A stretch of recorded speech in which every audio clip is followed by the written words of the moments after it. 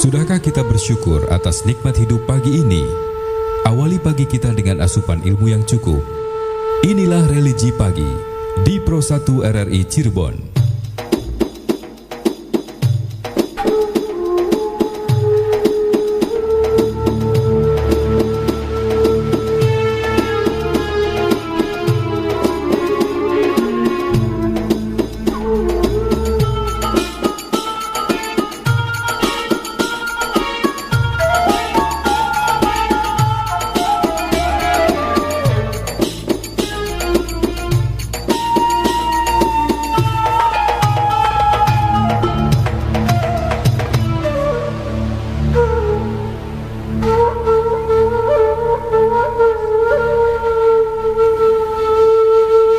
Assalamualaikum warahmatullahi wabarakatuh. Selamat pagi pendengar. Terima kasih Anda sudah bersama kami pagi ini.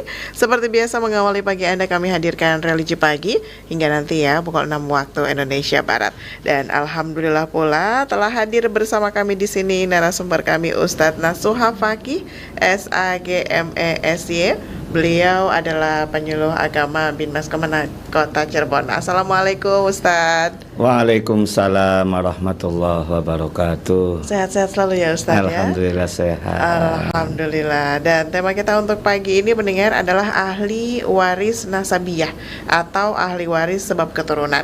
Dan untuk Anda yang ingin bergabung bersama kami, silakan Anda bisa bergabung melalui telepon di 0231849329 atau juga berkirim WhatsApp-nya di 081324951935. Dan Anda juga bisa tinggalkan live chat Anda ya melalui channel YouTube kami RRI Cirebon. Dan langsung saja kita akan dengarkan terlebih dahulu uraian dari Ustadz Nasuha Fakih SAGMESY. Mangga silakan Ustadz. Assalamualaikum warahmatullahi wabarakatuh. Waalaikumsalam. Bismillah, alhamdulillah. Allahumma salli wa sallim wa barik ala Sayyidina Muhammad wa ala alihi wa ashabihi wa barik wa sallim ajma'in. Qala Allahu ta'ala fi kitabihil karim, a'udzu billahi minasy syaithanir rajim. Bismillahirrahmanirrahim. Qalu subhanaka la ilma lana illa ma 'allamtana innaka antal alimul hakim. Ya Fattahu ya Alim, iftah lana futuhal arifin. Para pendengar setia RRI Radio Kanal Inspirasi yang dimuliakan oleh Allah Subhanahu wa taala. Alhamdulillah berkesempatan bagi yang berbahagia ini kita semua dalam lindungan dan kudrat dan iradatnya Allah Subhanahu wa taala. Sehingga pada kesempatan pagi hari ini kita dapat melakukan aktivitas yakni thalabul ilmi melalui Religi Pagi siaran RRI Kanal Inspirasi. Semoga kita semua mendapatkan ziyadatul ilmi dan mendapat ridho Allah Subhanahu wa taala. Amin. Shalawat ma'assalam semoga terhaturkan kepada junjungan kita nabiyana wa habibana Muhammad sallallahu alaihi wasallam, dan semoga kita selaku umatnya mendapatkan syafaat dan perlindungan pertolongannya ila yaumil qiyamah. Amin amin ya rabbal alamin. Para pendengar setia RRI Radio Kanal Inspirasi yang dimuliakan oleh Allah Subhanahu wa taala, pada edisi hari Rabu tanggal 9 Februari 2022 saya akan melanjutkan kaitannya dengan ilmu faraid atau ilmu mawaris yang melanjutkan pada minggu yang lalu. Pada saat sekarang saya akan menjelaskan tentang beberapa ahli waris dari sebab nasabiyah ataupun karena keturunan. Para pendengar dimanapun berada, bagi yang memiliki buku yang saya susun sekarang ada di halaman 31, 32, 33 nanti. Bahwa kita ketahui bersama, ketika ada salah satu di antara keluarga kita ada yang meninggal dunia, maka ahli waris yang berhak untuk menerima harta warisan dari orang yang meninggal dunia itu adalah salah satunya karena sebab keturunan, atau istilah Arabnya adalah nasabiyah. Dalam struktur keluarga kalau dilihat dari karena sebab nasabiah atau keturunan, itu ada 21 ahli waris. Di mana 21 itu dibagi dua. Satu dari garis keturunan laki-laki dan yang kedua dari garis keturunan perempuan. Kalau dilihat dari garis keturunan laki-laki jumlahnya ada 13. Kalau dari keturunan perempuan jumlahnya ada 9. Maaf, ada 8. 8 tambah 13 adalah 21. Kalau dilihat dari garis keturunan laki-laki ada 13 itu, yang pertama adalah ibnun. Ibnun itu artinya anak laki-laki dari orang yang meninggal dunia. Yang kedua adalah cucu laki-laki dari garis laki-laki atau ibnu bnin. Jadi ketika orang tuanya meninggal dunia kemudian punya anak, kemudian punya anak lagi, itu adalah ibnu bnin. Jadi istilahnya generasi kedua. Yang ketiga adalah abun. Abun ini adalah ayah dari orang yang meninggal dunia. Dan yang keempat adalah kakek dari garis ayah atau jad, atau boleh dikatakan abu abin ya. Jadi kakek dari garis ayah itu urutan yang keempat. Kemudian selanjutnya yang kelima adalah saudara laki-laki sekandung, atau bahasa Arabnya adalah akhun syaqiq. Jadi ayah ibunya sama antara orang yang meninggal dunia dengan saudara ini. Dan yang selanjutnya adalah akhun li'ab, saudara laki-laki dari seayah. Ayahnya sama, ibunya beda. Bisa saja dalam perjalanan meninggal atau ditinggal oleh suaminya atau dicerai, kemudian nikah lagi dengan suami kedua, punya anak. Nah, anak satu dengan anak yang tadi adalah saudara seayah, ayahnya sama, ibunya beda. Itu namanya akhun li'ab. Dan selanjutnya adalah akhun li'um, yakni saudara laki-laki dari garis ibu atau seibu. Itulah. Jadi sumpama pertama menikah, kemudian si ibunya meninggal dunia, kemudian ayahnya nikah lagi dengan ibu berikutnya. Ya, mohon maaf, ibunya meninggal dunia, kemudian nikah lagi, ya itu ya. Jadi saudara seibu itu ya. Jadi atau akhun lium. Selanjutnya adalah anak laki-laki dari saudara laki-laki sekandung.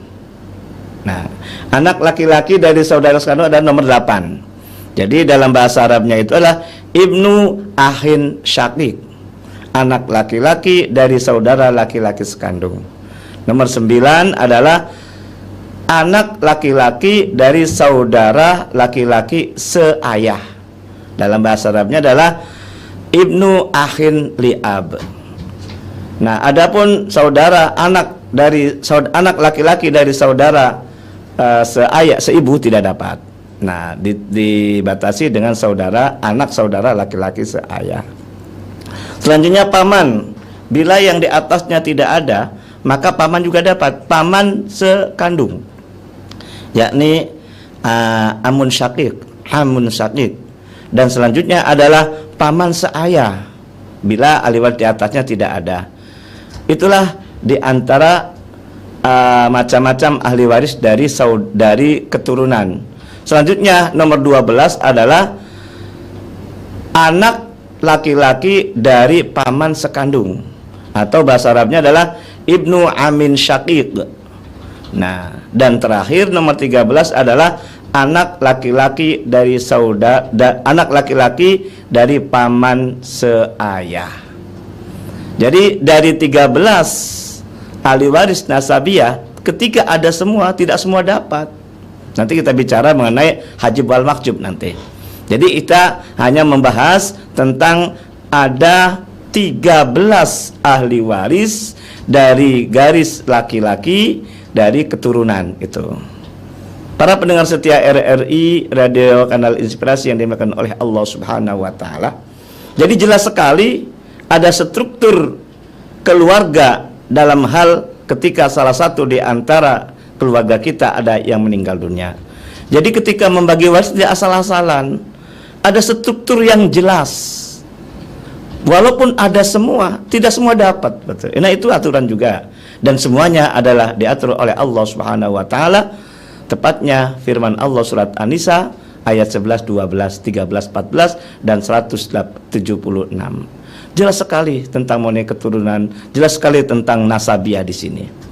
Para pendengar setia RRI Radio Kanal Inspirasi yang dibuat oleh Allah Subhanahu wa taala, kalau dilihat dari garis keturunan dari perempuan itu ada 8. Yang pertama adalah anak perempuan atau bintun. Yang kedua adalah cucu perempuan dari garis laki-laki atau bintu benin. Dan yang ketiga adalah umun atau ibu.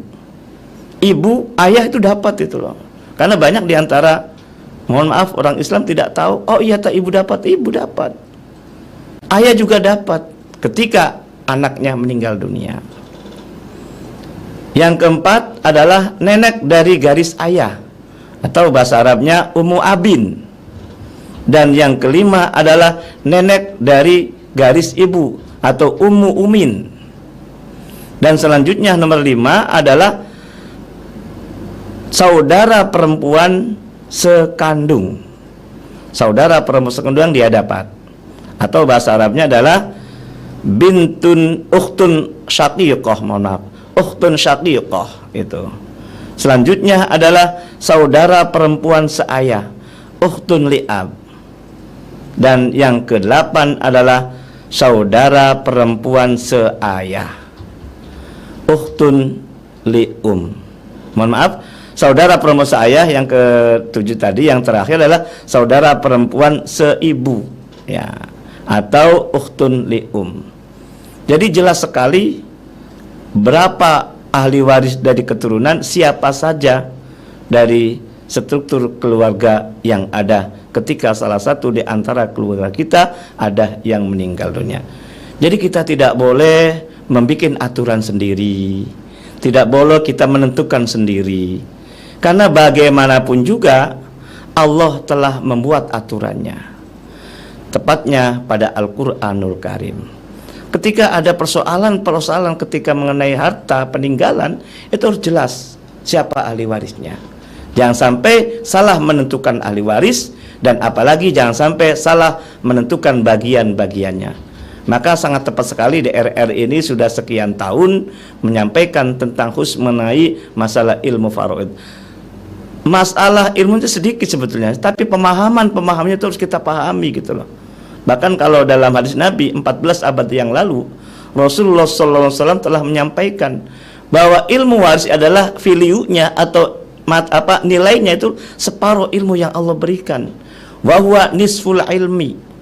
Kalau sekiranya Allah memberikan disiplin ilmu kepada hambanya itu 1000 disiplin ilmu, yang 500 nilainya itu adalah satu ilmu macam ini, yakni ilmu faraid. Wa huwa nisful ilmi.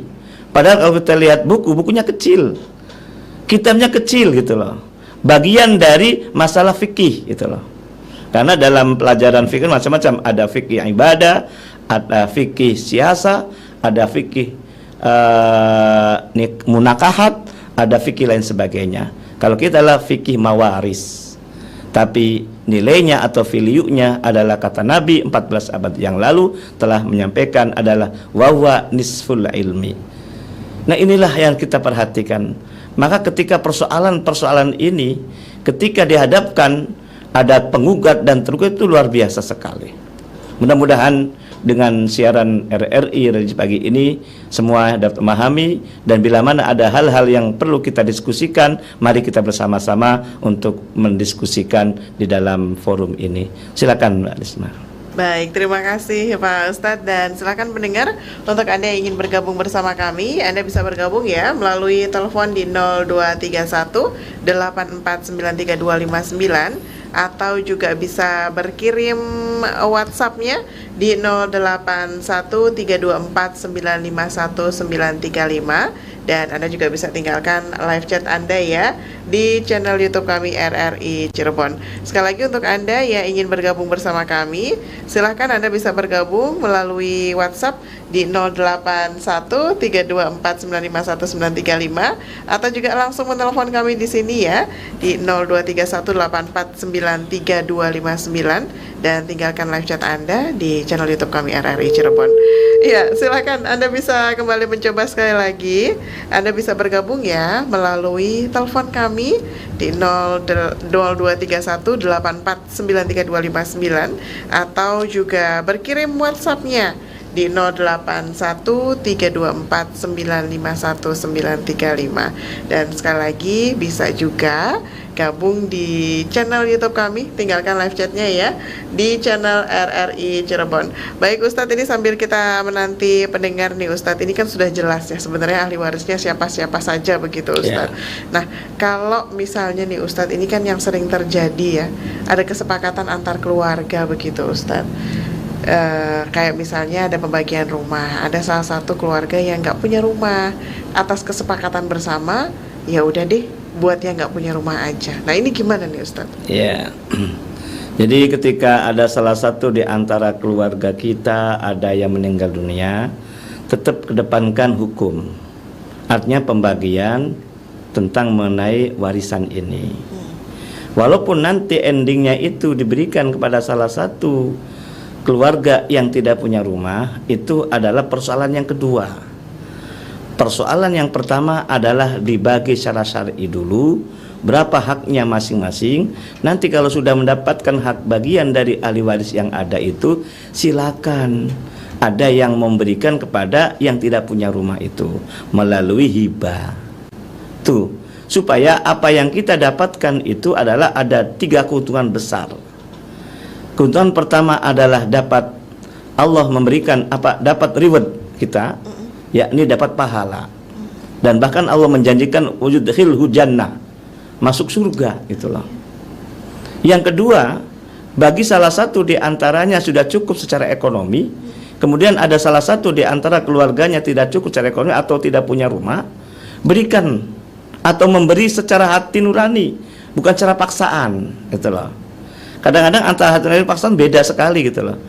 Hati nurani ini berdasarkan dari kelogohan hati yang dia miliki, itu loh. Beda, udahlah kasihkan semua untuk dia, itu loh. Itu namanya paksaan, itu loh. Dan kalau ada salah satu di antara keluarga kita legowo dalam hatinya adalah bagian saya terima, kemudian diberikan kepada adik saya yang tidak punya rumah, itu dapat pahala yang kedua, yakni pahala hibah itu. Dan lebih utama lagi yang ketiga manfaatnya adalah harta yang didapatkan itu insya Allah akan barokah, gitu loh. Amin. Jadi ketiga keuntungan ini yang kita dapat. Baik. Tapi ketika caranya itu langsung secara serampangan ataupun istilah jalan pintas, udahlah serikan semua untuk adikmu, kasihan loh tidak punya rumah loh, gitu loh. Dalam perasaan dalam hatinya tidak terima, tapi mulutnya tidak mau untuk menyampaikan. Jadi istilahnya malulah kalau kita protes dan seterusnya, itu loh.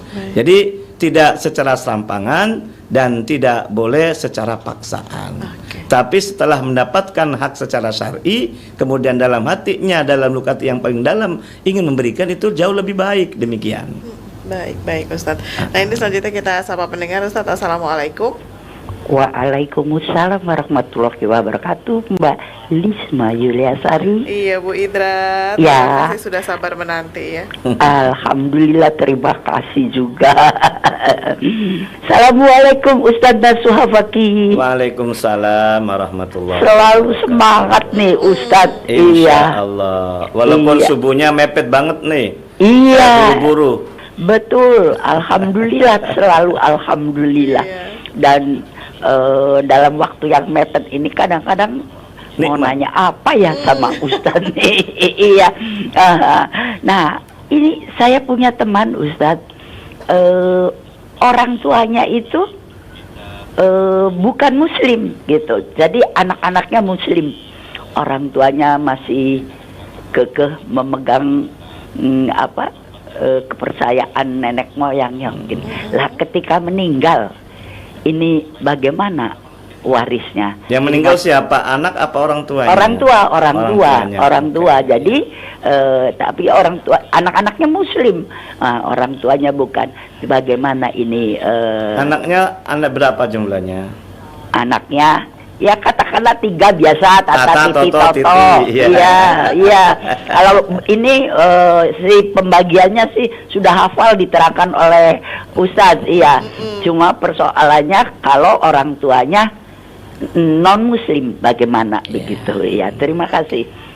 Terima kasih pula Mbak Isma. Sama-sama, Ibu. Assalamualaikum warahmatullahi wabarakatuh. Waalaikumsalam warahmatullahi wabarakatuh. Langsung jawab ya. Iya, mangga silakan. Terima kasih Bunda Indra di Pelayangan Cirebon Timur, sehat selalu juga. Mudah-mudahan diberkahi dalam hidupnya. Amin ya Pak. Bunda Indra kaitannya dengan salah satu saling mewarisi itu karena sebab keturunan. Tapi ketika keturunan ini kakak adik ataupun anak sama ayah beda agama, maka itu ada peraturan lain ataupun istilah lain adalah mawani'ul irsi, penghalang-penghalang pewarisan atau kewarisan. Penghalang pewarisan ini ada 3 dalam literasi fikih waris itu. Yang pertama adalah karena sebab membunuh. Yang kedua karena sebab beda agama. Dan yang ketiga karena sebab perbudakan atau beda, ya karena budak lah ibaratnya. Dari ketiga salah satunya adalah karena sebab beda agama. Dalam hadis Nabi telah bersabda, la yarisul muslimul kafiro walal kafirul muslima. Tidak saling mewarisi antara orang Islam dengan orang kafir. Dalam bahasa Islam Nusantara atau Indonesia adalah bukan kafir sih sebetulnya, adalah non muslim. Nah itulah. Lalu Nabi adalah kafir tadi. Dan tidak saling mewarisi antara orang kafir dan orang Islam. Nah itu. Kalau dilihat dari hadis Nabi itu jelas sekali tidak saling mewarisi. Namun dalam fatwa ulama tahun 95 itu bahwa antara anak dengan orang tua ketika beda agama bisa mendapatkan bukan melalui warisan tapi melalui hibah ataupun wasiat. Lagi-lagi hibah wasiat itu tidak boleh melebihi 1/3. Seumpama yang meninggal ayah ataupun ibu, anaknya tadi kata Bunda Indra itu muslim tapi orang tuanya non muslim. Nah bisa mendapatkan dari harta orang tuanya hanya 1/3 yang halal.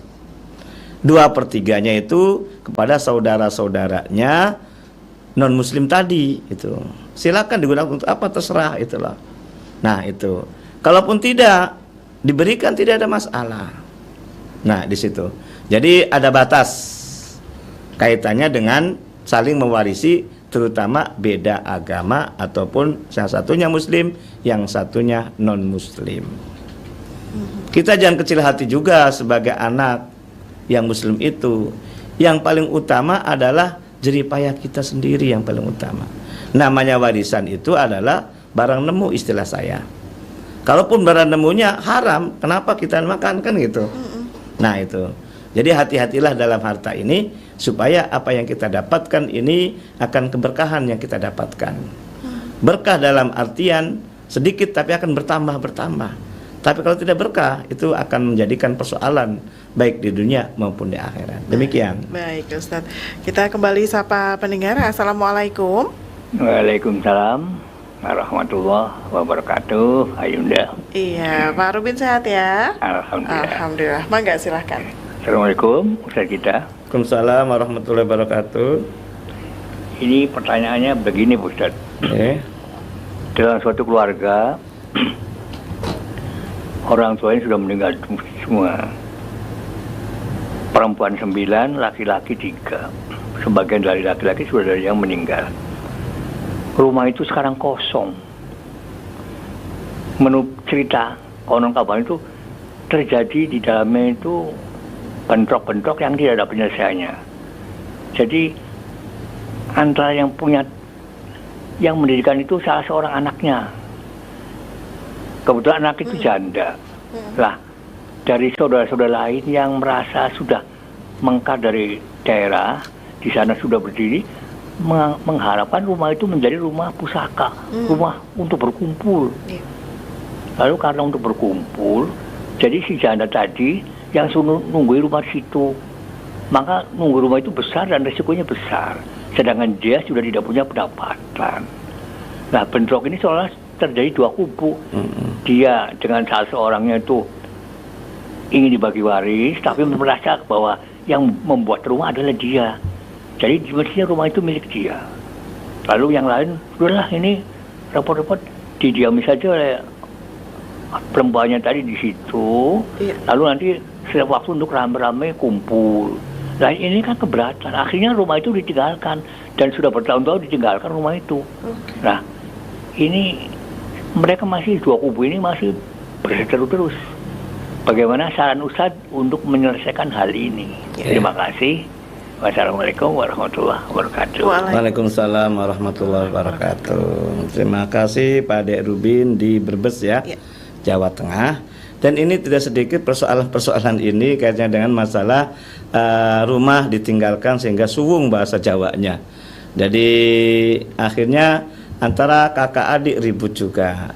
Makanya kalau bahasa waris tidak ada masalah, segerakan untuk selesaikan harta peninggalan orang tua yang meninggal dunia. Jangan sampai di kemudian hari ada persoalan-persoalan ini. Contoh konkret yang disampaikan oleh Pak Rubin itu banyak kejadian demikian.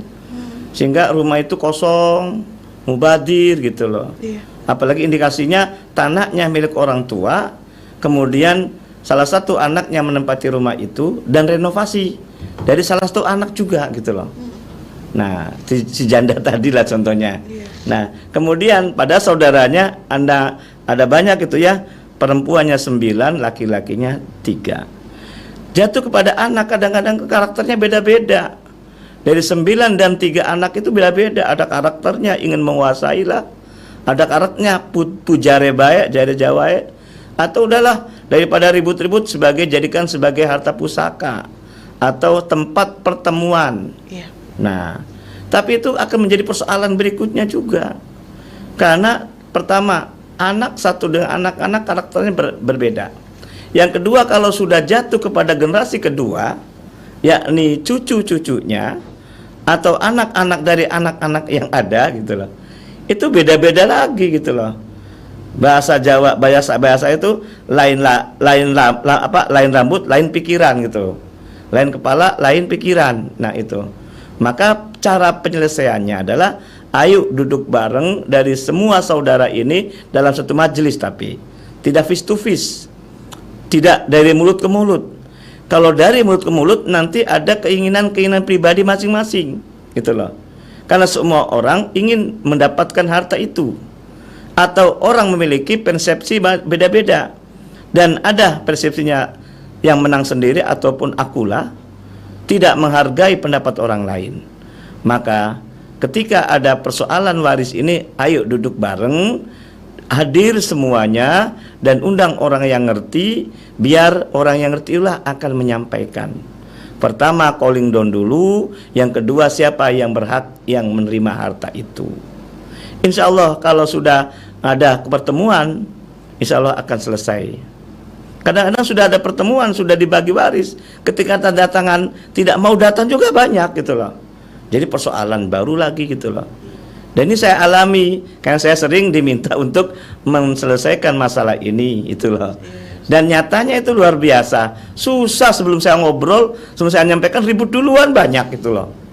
Bahkan apalagi ketika orang tua masih hidup sudah memberikan sebagiannya, ribut juga lama. Dari mulai jam 8 sampai jam 2 malam itu saya pernah membagi waris itu.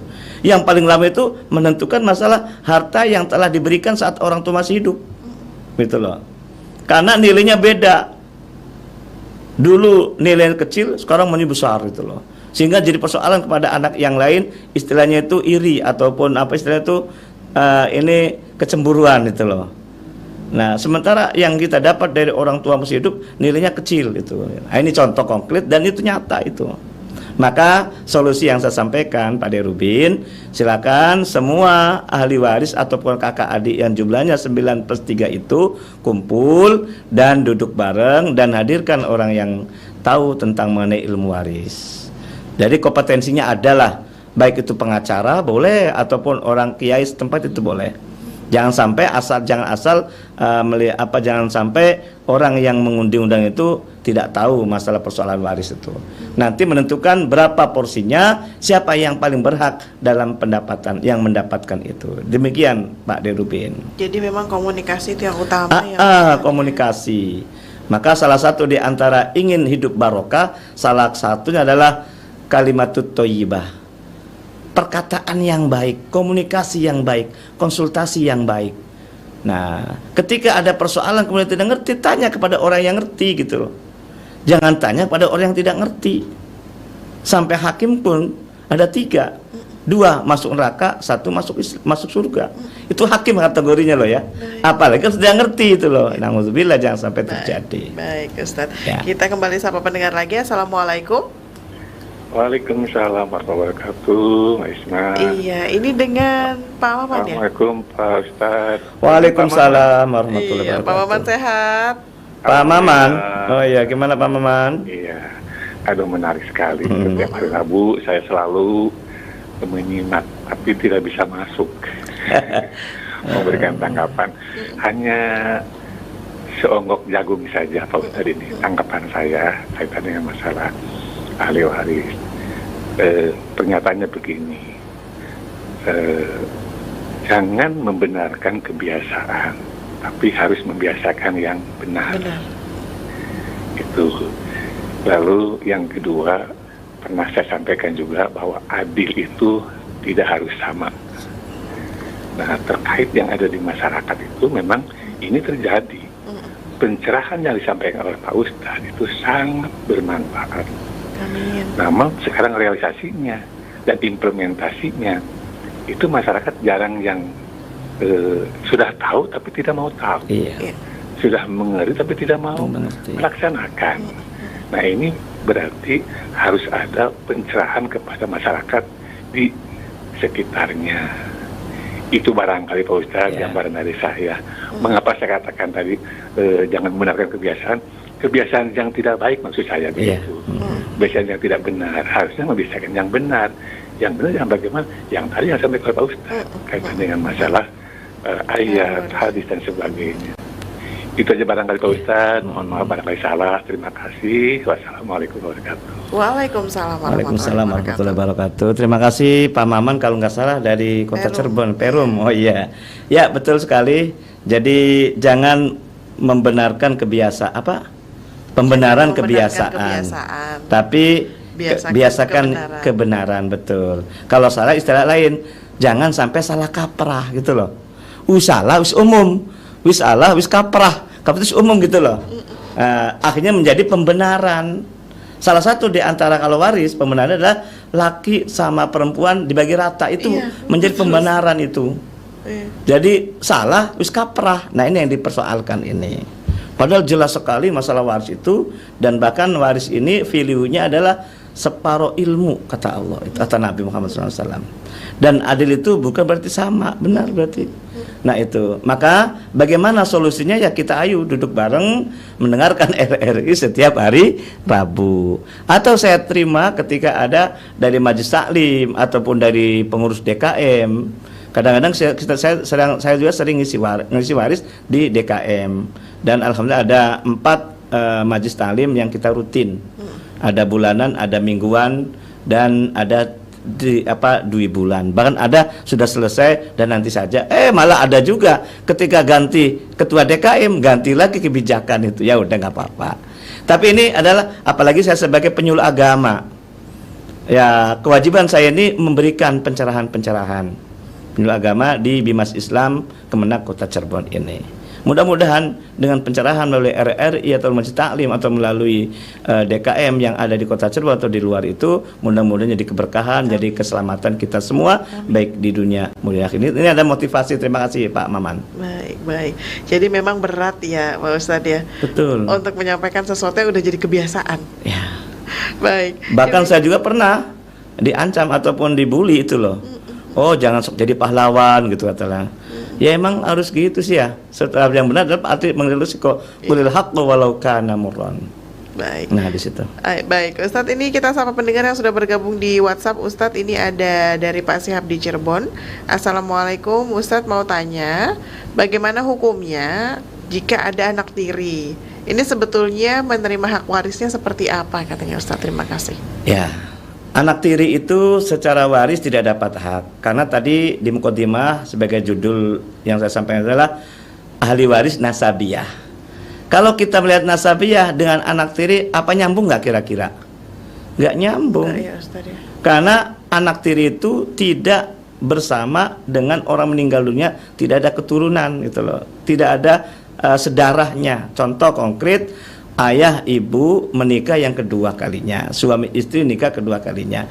Sebelum menikah kedua kalinya, si istri bawa anak dari suami yang kedua, suami pertama, entah meninggal ataupun cerai gitu loh. Nikah lagi dengan suami yang kedua, kemudian punya anak. Nah, kalau yang meninggal dunianya suaminya, maka anak dari suami pertama itu sebagai anak tiri gitu loh. Ya, ketika ayahnya ataupun suaminya meninggal dunia, dua anak pertama dari anak suami pertama, yang kedua dari suami kedua, maka yang dapat berhak itu adalah anak dari suami yang kedua yang sekarang gitu loh. Tapi anak yang pertama dari suami yang pertama itu tidak dapat. Itu namanya anak tiri. Nah, kalau dia ingin dapat atau diberikan, biasanya ketika menikah anaknya masih kecil, bahkan itu sebagai anak yatim karena istri ditinggal oleh suaminya meninggal dunia. Kasihan sama anak yatim. Nah, walaupun anak yatim sebagai anak tiri dari si suami tadi tidak dapat hak. Kalau mau ingin memberikannya itu bukan melalui warisan tapi melalui hibah. Hibah atau wasiat. Maksimal tidak boleh sepertiga kata Nabi itu.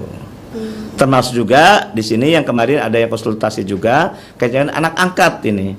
Sama, anak angkat pun tidak saling mewarisi.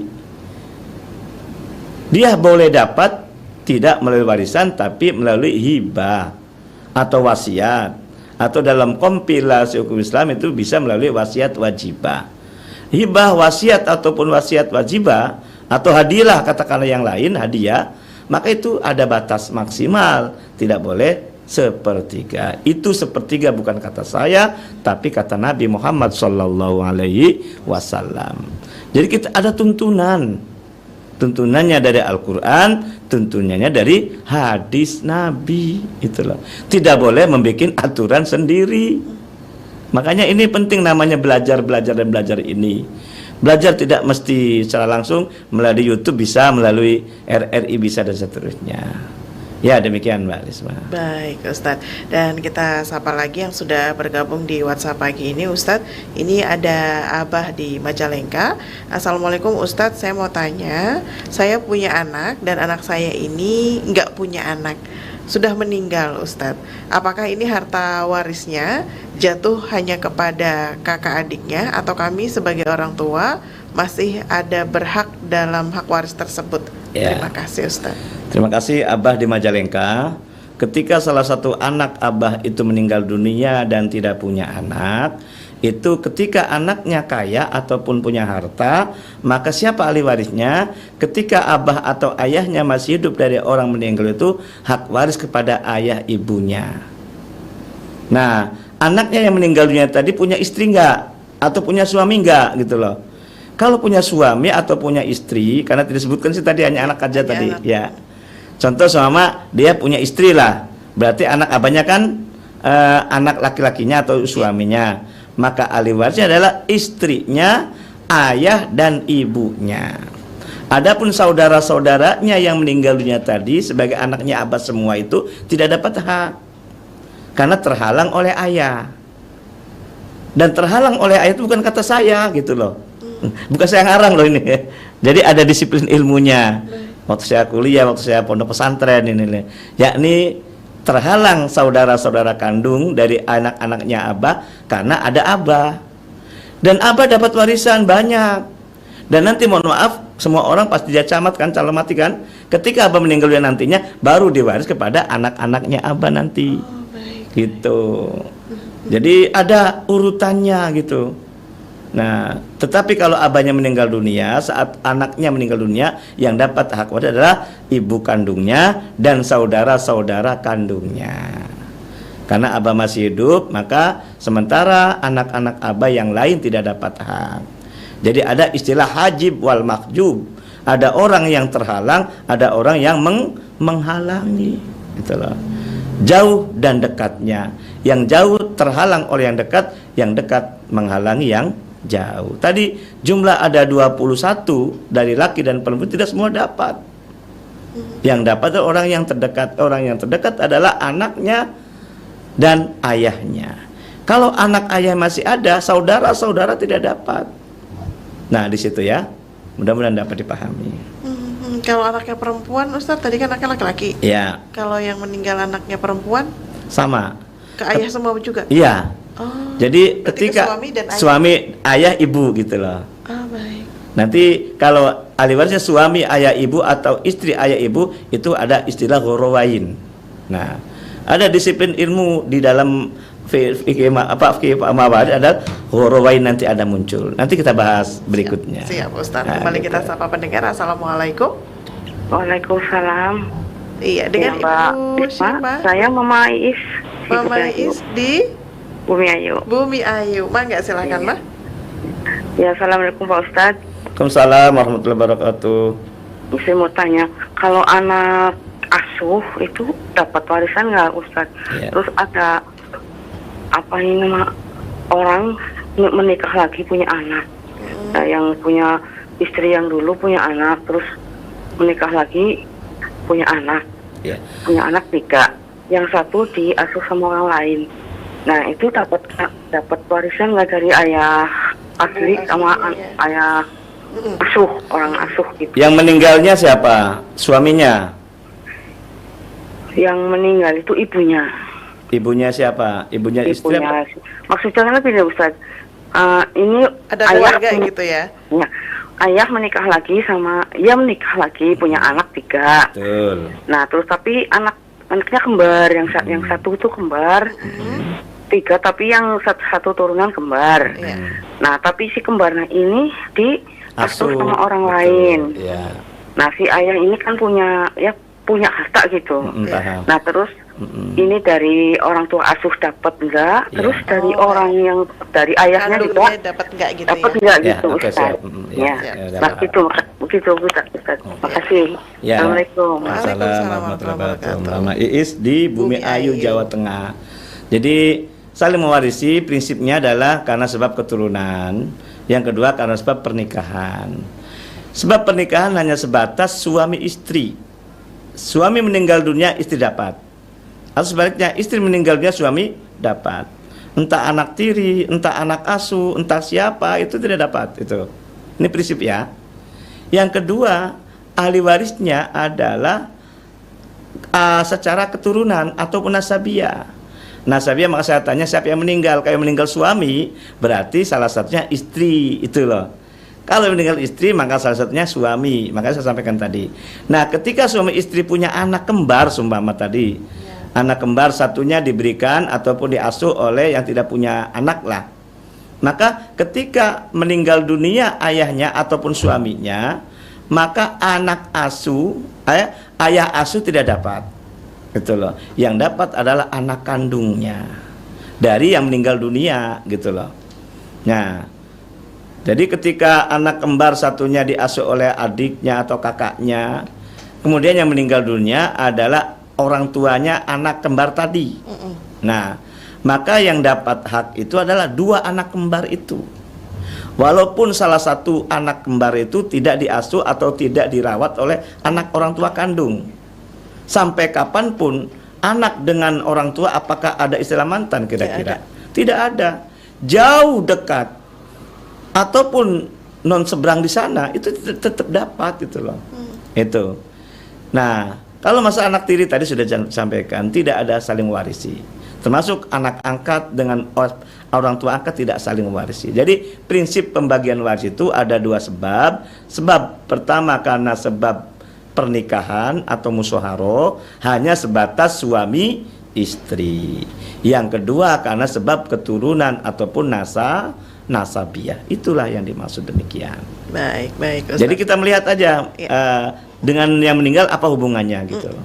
Baik, baik. Jadi intinya dia hanya akan dapat warisan dari orang tua kandungnya gitu Iya, orang tua Ustaz, kandung. ya.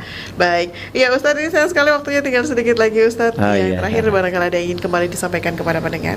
Ya, terima kasih Mbak Lisma dan para pendengar RRI dimanapun berada. Mari kita bersama-sama belajar tentang waris dengan step by step.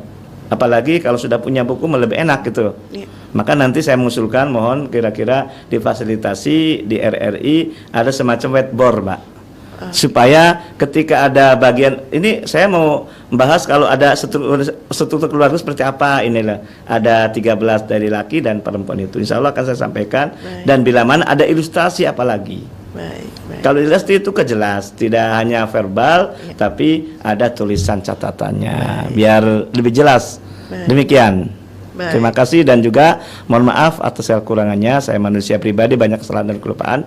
Mudah-mudahan kita semua dunia selamat, akhirat selamat. Amin. Kembali kepada Al-Quran dan Al-Hadis. Walafu minkum. Wassalamualaikum warahmatullahi wabarakatuh. Waalaikumsalam warahmatullahi wabarakatuh. Ustadz Nasuha Fakih SAG MESY, beliau adalah penyuluh agama Binmas Kemenak Kota Cirebon. Terima kasih banyak Ustadz. Dan pendengar, tanpa terasa hingga di sini kebersamaan kami menemani Anda dalam sajian religi pagi kali ini. Sekali lagi terima kasih untuk kebersamaannya. Jangan lupa untuk selalu ikuti terus religi pagi yang selalu kami hadirkan untuk Anda setiap hari. Semoga perjumpaan kita di pagi hari ini bisa menambah keimanan dan ketakwaan kita kepada Allah Subhanahu wa taala. Amin, amin, amin ya rabbal alamin. Kami pamit undur diri. Wassalamualaikum warahmatullahi wabarakatuh. Baru saja usai religi pagi di Pro 1 RRI Cirebon.